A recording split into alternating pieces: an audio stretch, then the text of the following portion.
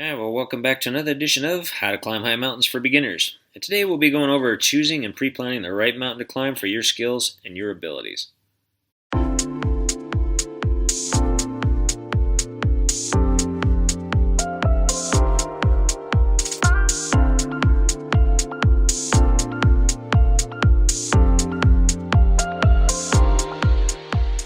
Thing I'm going to say before we get into the planning, you have to be in very good shape to tackle these high mountains, even just the walk-up ones like Class 2s. And not only physical strength, but it also takes mental strength. You'll be hiking all day long for miles, both up steep terrain and right back down it again. So you must be prepared for both areas. Okay, so now you think you got what it takes. How do I possibly begin to find the right mountain for myself? I'll just give you a scenario, and all you have to do is adapt it to yours. I'll give you one of my scenarios. So let's say I live in Miami, Florida, and I want to climb Pikes Peak in Colorado. The first problem here is I live at sea level, and I want to climb a mountain I can walk up with no seriously steep terrain or rock climbing that is 14,110 feet tall. I am most likely going to encounter high altitude sickness, and it can be deadly. So, to solve this problem, I have great news for you. Any person with good health conditions from sea level can safely do it. You just got to know the rules. Here's what I would do. First, let's say it is January and the climbing season is between May and September, and I need to get myself into shape. I lost 20% of my lung capacity 2 years ago, and so my lungs need to be working at 100%.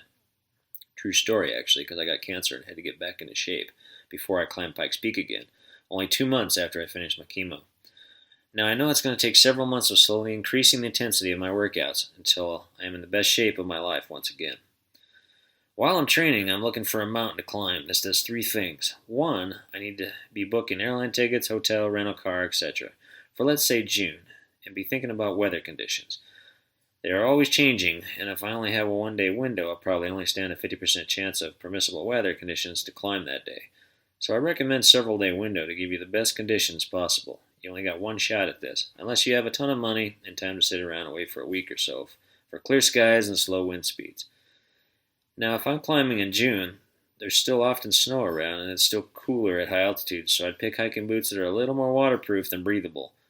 But by August and September, it's hotter and there's really no snow left, so breathable is way, way better. Otherwise, your feet will overheat and sweat a lot in the insulated waterproof boots. Now, number 2, when you're pre-planning and looking at a mountain to hike, it gives you that motivation for your workouts. And finally, the number 3, finding the actual mountain I want to climb can be daunting. I personally have tried to get permission from a particular website that has all the information you need on this subject, so I could show you firsthand how I do it. But I can't get them to budge on allowing me to use their website for promotion, but they are by far the best informative information that I know of for Colorado high mountains. I climb 14ers, so if you were to type in that word using the numbers 1, 4, and then ERS, you will find them. I have used them for well over a decade, and they break down all the highest mountains in Colorado by altitude, difficulty levels, directions to the trailheads, miles to hike each one, and much, much more. Complete with photos of the routes as somebody climbed them. You can also purchase books of these mountains as well if you search around the internet. Now, I want to climb Pikes Peak. While I'm talking about her, I'll run my video I took of climbing her last year. Here goes. There are 2 main trails to the top. One, called the Bar Trail, from the east side, is 13 miles each way, way too far for my aging body. That's 26 miles round trip. Of course, I did it one time uphill only, and this particular mountain has of course a road that goes to the top, so I caught a ride back down. I would have to spend days on the mountain to do the full trip. So the second trail, on the northwest side of the mountain, is called Craig's Campground. It's only 7 miles each way, 14 total. A little long, but not bad. But there will be more snow on this side, so consider that when you plan your trip. Most people in good shape can complete this route in one day. This particular trail is steeper than the Bar Trail that has enough switchbacks to drive you crazy for a while. The Craig's Trail just goes for it. Enjoy the scenery as you get above tree line and continue straight up the mountainside. This particular mountain has friendly rodents called marmots all over the place just above tree line. Now once you make the first ridge, it is relatively flat for like 2 miles to get you closer to the final assault.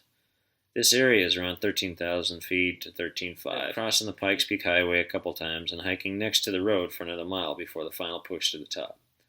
This particular peak, like many in Colorado, has a nice and grueling steep boulder field for the last 500 steep vertical feet. You have to safely navigate so you don't twist an ankle. Every foot placement must be deliberate, and accurate.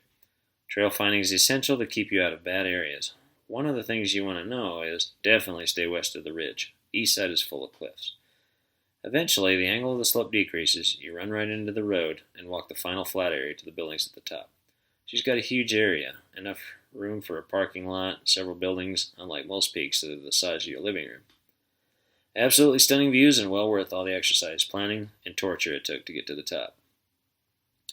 Now, weather plays a significant factor in knowing when to go for it and when not to. It might be 75 degrees directly below Pikes Peak in Colorado Springs, with beautiful blue skies, but it could be blasting winds and snowing on you at the top of the mountain that is only a few miles away.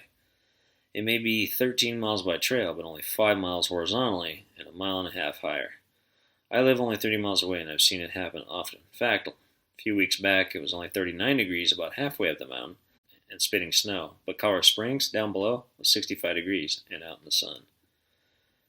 So I begin by using the Weather Channel app from my phone as far as I can see out. It's usually for about 2 weeks. I type in the closest city to the mountain and get a general idea as to what's going on at the lower altitudes, but weather forecasting is not very accurate weeks out, but it gives you a general idea of what's going on. 2 days out is usually pretty close. If it's showing 80% chance of thunderstorms, windy, and 80 degrees, you can bet it's 100% chance of thunderstorm activity up on top. The winds are going to be level 1 and 2 hurricane.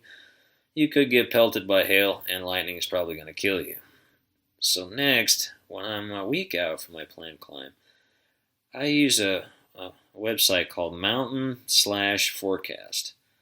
You can type in the mountain and it'll give you everything you need to know about wind speeds, temperatures, cloud coverage, chance of precip, etc. at the top of the mountain. It's a badass site. You're lucky if you get that. But the trick is to find something in the middle.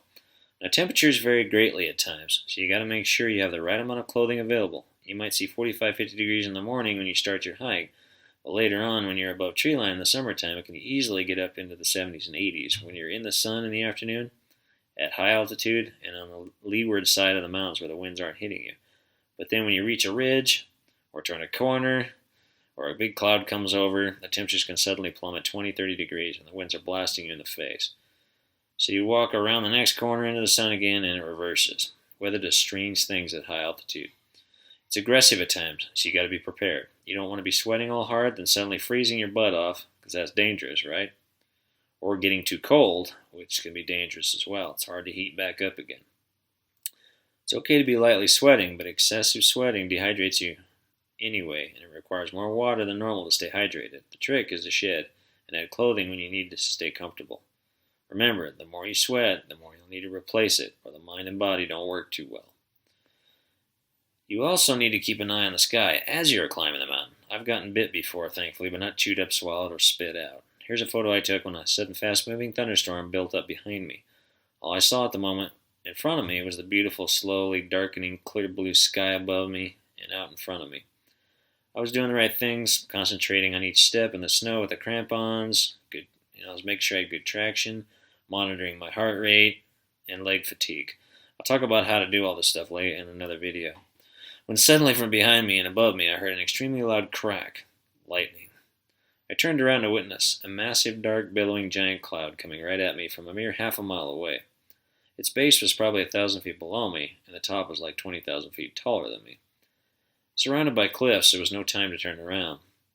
So, thinking quickly, I carefully walked off the ridge by a mere 10-20 feet, put every piece of clothing I had on my body, and laid low to the steep hill so I would not be the tallest object for miles around for lightning to see me. Just as I got to the ground, the cloud came right at me, and for I don't know how long, all I saw was dark surroundings. Could only see about 50 feet, bright flashes, and ear-piercing loud booms. I figured it would continue to move on, as these spring thunderstorms often do. I just didn't know how wide it was and if there were other embedded thunderstorms following it. So I was in deep danger, but the powers that be pushed the storm on, and one of the best scenic moments of my life appeared right before my eyes. The cloud moved out, and all I could see was white, fresh snow and hail and a beautiful dark blue sky dotted with brilliant white smaller clouds. A moment I'll never forget. Okay, well that's enough for now. My next video will probably be hiking alone or in a group and how to deal with low and high traffic trails. Thanks for watching. Subscribe to learn more about how to climb these high mountains for beginners.